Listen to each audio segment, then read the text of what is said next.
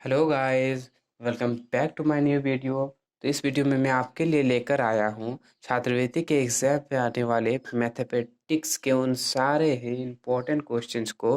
तो चलिए वीडियो को स्टार्ट करते हैं। तो पहला क्वेश्चन है आपका, a प्लस बी बराबर B plus A is called. इसको हम लोग क्या कहते हैं? a प्लस बी बराबर बी प्लस ए को क्या जोड़ का क्रम विनिमय नियम, जोड़ का साहचर्य नियम, या जोड़ का वितरण नियम, या इनमें से कोई नहीं? तो इसका आंसर हो जाएगा जोड़ का साहचर्य नियम, जिसको इंग्लिश में कहते हैं distributive law of addition. Next है, किसी संख्या में 10 जोड़ने पर संख्या 20 हो जाती है, यह कथन का समीकरण रूप है। आप अगर किसी संख्या में 10 जोड़ेंगे तो आपका 20 हो जाएगा। तो मान लेते हैं कि वह संख्या x है, उसमें अगर हम लोग 10 जोड़ते हैं तो क्या हो जाता है? आपका 20 हो जाता है। तो ये स्टेटमेंट कहीं ना कहीं सही है। नेक्स्ट क्वेश्चन है आपका, किसी चतुर्भुज के चारों कोनों के माप का योगफल होता है। आपको बताना है कि जो क्वाड्रिलेटरल के चारों एंगल्स होते हैं उनका योगफल क्या होता है। तो उनका योगफल होता है 360 डिग्री। ठीक, अगला क्वेश्चन है, किसी समांतर चतुर्भुज के सम्मुख कोण होते हैं। The opposite of angles of a parallelogram are. ये बताना है कि समांतर चतुर्भुज के सम्मुख कोण क्या होते हैं? वो होते हैं समान, जिसको हम लोग इंग्लिश में कहते हैं इक्वल। उसी तरह नेक्स्ट क्वेश्चन है,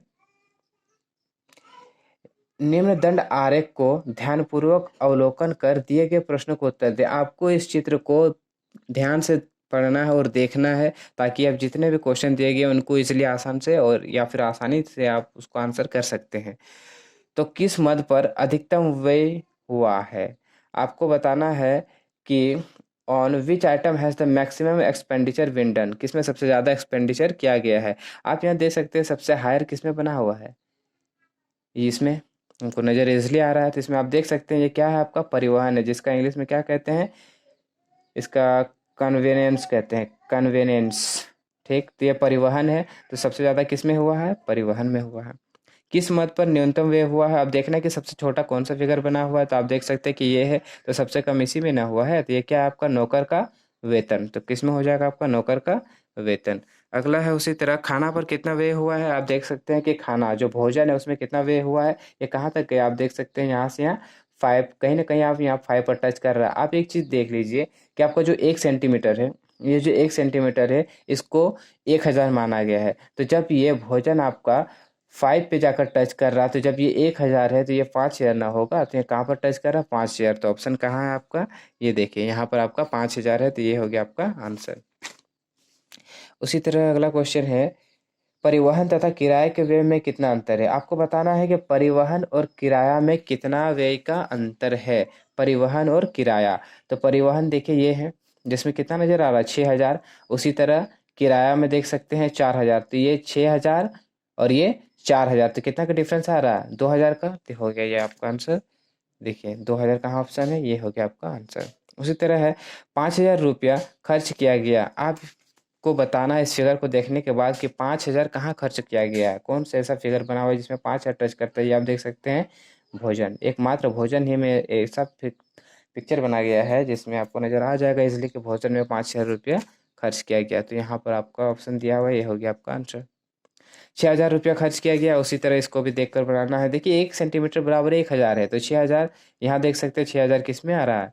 परिवहन में। तो ये हो गया आपका आंसर, परिवहन पर। कुल मिलाकर कितना खर्च किया गया? आपको बस यही बताना है कि इन सभी को जोड़कर बता सकते हैं कि इसको सभी को एक जगह ऐड करने के बाद कितना उसको खर्चा दिया जा रहा है। तो सभी को जोड़ना है। यहाँ पहला वाला आप देख सकते हैं 1 सेंटीमीटर बराबर 1000 हुआ। इधर भी आपका 6000 हुआ। उसी तरह 5000 हुआ। फिर इधर से ये आपका 5000 हुआ, फिर 4000 हुआ, फिर 3000 हुआ, फिर ये 3000 में जाकर मनोरंजन पर अटक रहा। तो सबको ऐड करने के बाद आपका कितना होगा? तो ये हो जाएगा आपका आंसर 21,000 रुपये टोटल। आप भी अगर चाहते हैं कि इसको ऐड करने के बाद आंसर करें तो वीडियो को यही पॉज करके आप इसको ऐड कर सकते हैं और आंसर कर सकते हैं।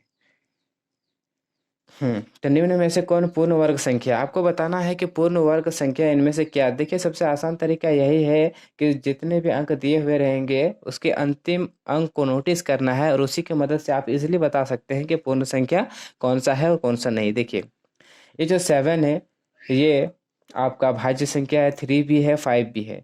तो 2 का टेबल में आपका सिर्फ लास्ट में जो 8 है यही आता है। तो 2 का टेबल इसलिए हम ले रहे हैं क्योंकि वर्ग को ही हम लोग किसी के ऊपर अगर 2 रहा तो इसको हम लोग वर्ग ही कहते हैं। तो 1 का स्क्वायर कहते हैं, जैसे 2 का ऊपर में रहा 2 तो इसका 2 का वर्ग कहते हैं, 2 का स्क्वायर कहते हैं। उसी तरह जो है अगर 2 का टेबल में अगर ये 8 कट जाता है तो ये आपका वर्ग हो जाएगा। तो इसलिए 2 का टेबल में 8 आता, तो ये हो गया आंसर। पूर्ण वर्ग संख्या है। सॉरी, ये तो आंसर आपका गलत है, क्योंकि जो पूर्ण वर्ग संख्या बताना है हमको, ये आप देख सकते हैं कि 625 नज़र आ रहा है। ये ध्यान में नहीं गया था, आई एम सॉरी। तो यहाँ देखते हैं 625 जो है ये किसका वर्ग है, तो ये 25 का वर्ग है। इसको 25 का वर्ग करने पर 625 आता है। तो ये हो गया आपका आंसर। उसी तरह देखिए, निम्न में कौन संख्या पूर्ण घन है। आपको उसी तरह बताना है कि कौन सी संख्या पूर्ण घन है। तो ये हो जाएगा आपका 216। तो 216 किसका घन है, तो आप 4 का अगर घन करते हैं तो आपका आ जाता है 216। उसी तरह अनुपात 4 4 और 25 को प्रतिशत में बदलने पर होगा। 4 और 25 को प्रतिशत में बदलने पर आपका क्या होगा, 4 अनुपात 25 को बदलने पर। तो हम ऐसा कर सकते हैं 4/25 गुना 100। 25 से 25 4 है 100, आपका बचा 4 गुना 4 बराबर 16%। देखिए 16 ऑप्शन में कहाँ है, ये हो गया आपका आंसर। तो अगला क्वेश्चन है, x square minus 2x plus 1 का मान क्या होगा जब x बराबर 1। आप इस समीकरण का मान बताना है कि क्या होना चाहिए जब आपका x का मान 1 है। तो ये जो समीकरण दिया हुआ है x square minus 2x plus 1, इसके जगह में आपको 1 रखना है। तो चलिए इसको बनाते हैं। X square minus 2x plus 1, x के जगह में आपको क्या रखना है, 1 रखना है। तो चलिए यहाँ x नज़र आ रहा है, इसका ऊपर स्क्वायर है। 2 इंटू 1 प्लस 1, 1 का स्क्वायर करेंगे तो 1 ही आएगा। माइनस 2 इंटू 1 2 हुआ प्लस 1। अब यहाँ देख सकते हैं कि 1 तो 1 और यहाँ -1, तो आपका आंसर हो जाएगा 0। देखिए ऑप्शन में आपका क्या 0 है, जी हाँ, यहाँ 0 नज़र आ रहा, हो गया answer. X square plus Y square का मान क्या होगा जब x बराबर 1 और y बराबर 2 होगा। इस समीकरण का मान बताना है जब x के जगह में आपको 1 रखना है और y के जगह में 2 रखना है।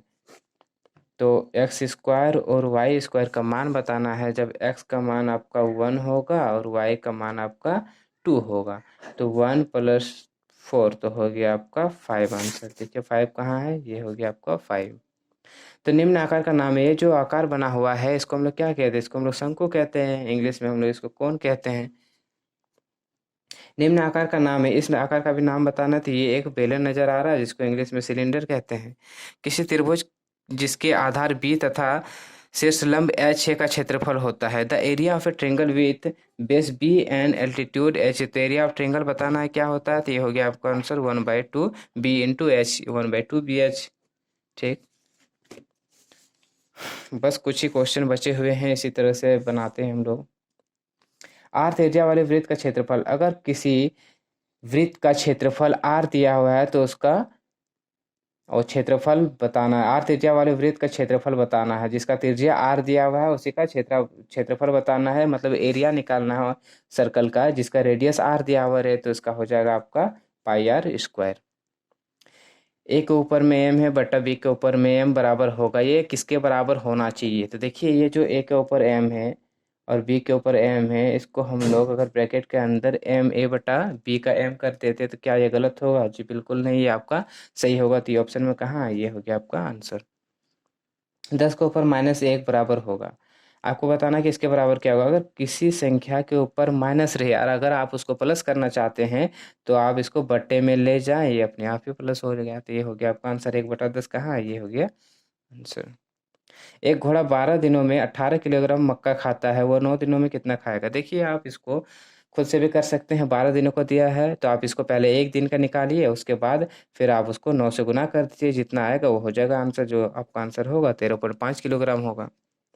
एक लड़का 10 मिनट में 1 किलोमीटर दौड़ता है, वह 600 मीटर दौड़ने में कितना समय लेगा। अगर एक लड़का 10 मिनट में 1 किलोमीटर दौड़ता है तो 600 मिनट में कितना दौड़ेगा, जी आसानी है, 6 मिनट में ही ना दौड़ेगा।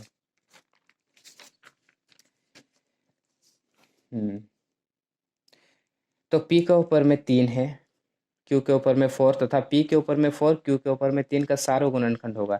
चलिए इसका सारो गुणनखंड बताना है तो ये आंसर हो जाएगा P के ऊपर में 3 और Q के ऊपर में 3। निम्न वृत्त आरेख को ध्यानपूर्वक, इसको जो है ये जो आकृति बना हुआ है, वृत्त बना हुआ है, इसको ध्यान से देखना और आंसर करना है। तो अगला आपका अगला क्वेश्चन है, किस मद पर अधिकतम व्यय हुआ है? तो सबसे ज़्यादा एक्सपेंडिचर किस में मैक्सिमम है ये बताना है। तो आप देख सकते हैं कि सबसे ज़्यादा किस में है, खाना पे कितना है, 150 है। तो कौन सा हो गया आपका, खाना हो गया। किस मद पर सबसे कम, और सबसे कम किस में हुआ है, जी आपका हो जाएगा शिक्षा। तो ये हो गया शिक्षा आंसर। यदि परिवार का बजट इतना 10,800 रुपया है तो कितना बचत हुआ? देखिए अगर परिवार का 10,800 होता है तो इसमें से आप इस सबको ऐड करने के बाद इससे माइनस कर देंगे तो आपका आंसर हो जाएगा 950 रुपया। बस 2 ही क्वेश्चन बचे हुए हैं, इनको भी आसानी से सॉल्व करने के प्रयास करते हैं। यदि परिवार का बजट 10,800 रुपया है तो कपड़े तथा शिक्षा के खर्च में कितना अंतर है? आपको बताना है कि अगर 10,800 रुपया उस परिवार का बजट है तो कपड़ा और शिक्षा में कितना अंतर है। तो देखिए ये जो कपड़ा और शिक्षा है, इस दोनों को जोड़ने के बाद आप देख सकते हैं 70 और 30 100 होता है। उसी तरह यहाँ कितना दिया हुआ है, 10,800 रुपया पूरा परिवार का बजट है और कपड़ा और शिक्षा में कितना अंतर होता है खर्च में, ये बताना है। आप दोनों को यहाँ ऐड करने के बाद इससे माइनस करेंगे तो आपका 1500, सॉरी इसका हो जाएगा 1200 आंसर। 1200। चलिए यदि परिवार का बजट 10,800 रुपया है तो खाना तथा शिक्षा के खर्च का योगफल होगा। अब देखिए खाना और शिक्षा का जो योगफल होना चाहिए वो कितना होगा। अगर परिवार का बजट 10,800 रुपया है तो खाना और शिक्षा का आपको बताना है योगफल। दोनों को जोड़ने के बाद आप यहाँ से सभी को ऐड करने के बाद इससे जब क्या पूछा गया है, परिवार का बजट हो तो शिक्षा के खर्च का योगफल इसमें जोड़ देंगे तो आपका आंसर हो जाएगा 5400 रुपया।